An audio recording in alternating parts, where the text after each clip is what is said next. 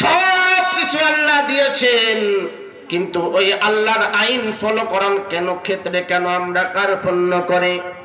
মুসলমান এখন হয়তো বা ক্ষমতার বড়াই দেখিয়ে গায়ে শক্তি থাকার কারণে আল্লাহর আইনকে আপনি অমান্য করে চলতেছেন, কিন্তু যখন মৃত্যু আপনার সামনে হাজির হয়ে যাবে, একটা সেকেন্ড কিন্তু আপনি দুনিয়াতে থাকতে পারবেন না। দুনিয়ায় এক সেকেন্ডও থাকার সুযোগ নাই। আজকে হয়তোবা আমাদের ক্ষমতার পাওয়ারের কারণে, হয়তোবা শরীরে শক্তি থাকার কারণে আমরা আল্লাহকে ভুলে আছি, কিন্তু থাকবেন কতদিন ভুলে? আমাদের আত্মীয় স্বজন বাবা আদম আলাইহিস সালাম থেকে আজ পর্যন্ত কোন মানুষ দুনিয়াতে বাঁচতে পারে নাই। এমনকি যেই প্রিয় নবী হযরত মুহাম্মদ সাল্লাল্লাহু আলাইহি ওয়াসাল্লামকে সৃষ্টি না করলে দুনিয়ার কোনো কিছু আল্লাহ তাআলা তৈরি করতেন না। দুনিয়ার নিয়ম অনুযায়ী তেনারও মৃত্যু হয়েছে। তাহলে দুনিয়ায় তো থাকার জায়গা নয়। কতদিন থাকতে পারবেন? বাহাদুরি কতদিন থাকবে? আপনার যখন শক্তি সামর্থ্য থাকবে না, তখন ঠিকই আল্লাহর কথা মনে পড়বে, কিন্তু তখন তো মনে পড়ে আর লাভ হবে না। মনে যা করতে হবে দুনিয়াতে থাকা অবস্থায় করতে হবে। আল্লাহ তাআলা বলেন, মানুষ যখন জাহান্নামে যাবে, আর জাহান্নামে যাওয়ার পরে ওই জাহান্নামবাসীরা তখন তাদের ভুলটা বুঝতে পারবে। সূরা মুলকের ভিতরে আল্লাহ তাআলা বলেন, ওই জাহান্নামীরা বলবে ফি আসহাবিস সাঈদ, আল্লাহ আমি যদি দুনিয়াতে উলামায়ে কিরামের কথা শুনতাম, কোরআনের কথা শুনতাম, আর যদি কোরআনের আলোচনা শুনে যদি নিজের জীবনটাকে পরিবর্তন করতে পারতাম, তাহলে আজকে জাহান্নামের আগুনে আমার জ্বলতে হতো না, জাহান্নামের আগুনে আসতে হতো না। কিন্তু ওই সময় বুঝে তো আর কোনো লাভ হবে না। আমার আপনার জন্য যখন জাহান্নাম বাজেট হয়ে যাবে, তখন আর আমার আপনার হাজার বুঝেও কোনো লাভ হবে না। মানুষ বলে সাপ সোজা হয়, কিন্তু মরার পরে, মরার আগে সোজা হয় না। মরার পরে সাপ সোজা হয়ে যায়, কিন্তু যতদিন সাপের দম থাকে, জান থাকলে সাপ কখনো চলাফেরা করার সময় সোজা হয়ে চলে না। হে মুসলমান ভাইরা, আমার আপনার গায়ে যতদিন শক্তি আছে ততদিন সোজা হয় না। শক্তি যখন থাকবে না, তখন আপনি সোজা হলেও ওই সময় হাজার আফসোস করে কোনো লাভ হবে না। ঠিক কিনা জোরে বলেন? ওই সময় আফসোস করে লাভ হবে না। আফসোস তো এখন থেকেই করতে হবে। আজকে মসজিদে আজান দিলে মুসাল্লি খুঁজে পাওয়া যায় না। ফজরের নামাজে ইমাম সাহেব আর মুয়াজ্জিন সাহেব ছাড়া মসজিদে কোনো মুসাল্লি পাওয়া যায় না। তাহলে এই হলো মুসলমানদের অবস্থা। আজকে সমাজের যদি প্রত্যেকটা বাড়ি থেকে একজন করে ব্যক্তিও যদি নামাজি হতো, তাহলে প্রত্যেকটা সমাজে একটা করে মসজিদ লাগো। ঠিক করে চলে। কিন্তু আমরা নামে নামে মুসলমান, কামের কোনো মুসলমান আমরা না। আমাদের নামের সঙ্গে আমরা মুসলমান লাগিয়ে নিয়েছি, কিন্তু কাজের ক্ষেত্রে আমরা মুসলমানিত্ব দেখাই না। ঠিক কিনা জোরে বলেন?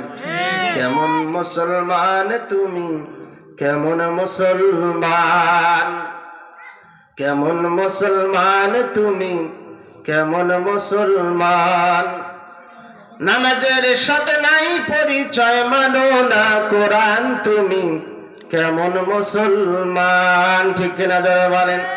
নামাজ নাই, কোরআন নাই, নামে মুসলমান। এই ঈমান দিয়ে, মুসলমানিত্ব দিয়ে আল্লাহর কাছে আপনি ছাড় পাবেন না, কবরে গিয়ে মাফ পাবেন না। আল্লাহ তাআলা সূরা ইনশিকাকের ভিতরে আল্লাহ তাআলা বলেছেন, ইয়া আইয়ুহাল ইনসানু ইন্নাকা কাদিহুন ইলা রাব্বিকা কাদহান ফামুলাকিহ। আল্লাহ তাআলা বলেন, মুসলমান নাম নিয়ে দুনিয়ায় বসবাস করলেই জান্নাতে যাওয়া যাবে না, বরঞ্চ ওই জান্নাত পাওয়ার জন্য কষ্টের পরে কষ্টে, সাধনার পরে সাধনা করতে হবে। এই শীতের রাত্রে কষ্ট করে উঁচু করে নামাজটা পড়তে হবে। রমজান মাসে কষ্ট করে রোজা রাখতে হবে, আল্লাহর সমস্ত আইন কানুন মেনে চলতে হবে। তারপরে আল্লাহ তাআলা বলেন ওই বান্দা আমার সন্তুষ্ট অর্জন করতে পারবে। চিল্লায়ে বলেন সুবহানাল্লাহ। আর যে ব্যক্তি আল্লাহর সন্তুষ্ট অর্জন করতে পারবে, আল্লাহ তাআলা বলেন ফাসাউফা ইউহাসাবু হিসাবান ইয়াসীরা, আমি আল্লাহ তাআলা ওই বান্দার সমস্ত হিসাব নিকাশ সহজ করে দিব। আল্লাহর খুশি যদি আপনি অর্জন করতে পারেন, আল্লাহকে যদি রাজি এবং খুশি করতে পারেন, তাহলে দেখা গেল আল্লাহ তাআলা বলেন ওই বান্দার সব হিসাব আল্লাহ সহজ করে দিবেন। বলেন না সুবহানাল্লাহ। তাহলে আল্লাহ তাআলা আমার একটা হিসাব সহজ করে দিবেন কখন? যখন ওই বান্দা দিনদার হবে, যখন ওই বান্দা নামাজ পড়বে, যখন ওই বান্দা আল্লাহর হুকুম মেনে চলবে, তখন দেখা গেল আল্লাহ তাআলা ওই বান্দার জন্য হিসাব নিকাশ সহজ করে দিবেন। আর যদি বান্দা আল্লাহর কথা না মানে, আল্লাহ যদি দুনিয়া নিয়ে পাগল থাকে, শুধু দুনিয়া দুনিয়া ছাড়া আর কিছুই বোঝে না, তাহলে পরকালে তার জন্য কোনো অংশই থাকবে না। পরকালে তার জন্য জাহান্নাম ছাড়া কোনো কিছুই নাই। এই মুসলমানদের ভিতর থেকেই কিন্তু আল্লাহ তাআলা এক শ্রেণীকে জাহান্নামে দিবেন আর এক শ্রেণীকে জান্নাতে দিবেন। আমরা মনে করি যে হয়তোবা মুসলমান হলেই মনে জান্নাতে যাওয়া যাবে না। মুসলমানের সাথে যদি মুসলমানিত্ব কাজ না করা হয়, আপনি কোশ্চিনকালেও জান্নাতে যেতে পারবেন না।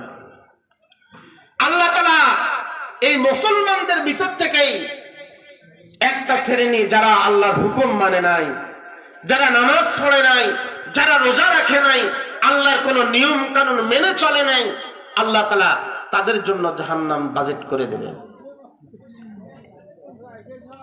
এই জন্য আমরা অনেক সতর্ক থাকতে হবে, নিজেকে ঈমানদার তৈরি করতে হবে, নিজের ঈমান পাকাপোক্ত করতে হবে, নিজেকে নামাজি হিসাবে তৈরি করতে হবে।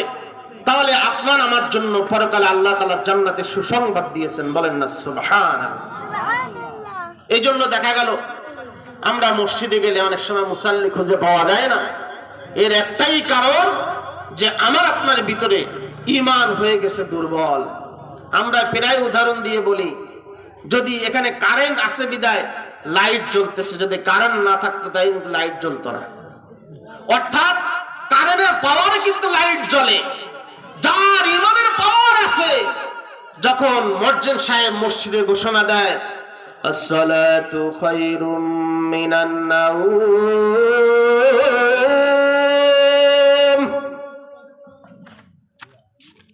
দুনিয়ার মানুষেরা ওঠো, ঘুম থেকে নামাজ উত্তম। মুয়াজ্জিন সাহেব যখন ডাক দেয় ঘুম থেকে